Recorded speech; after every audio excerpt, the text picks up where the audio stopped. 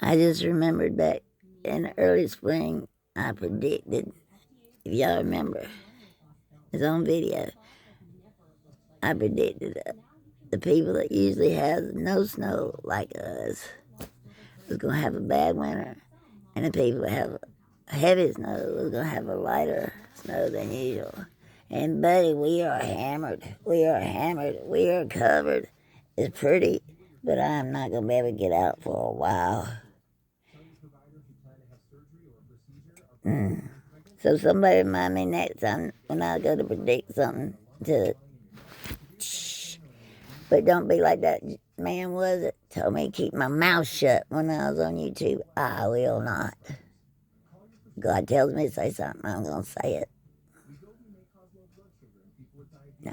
No. I will not keep my mouth shut.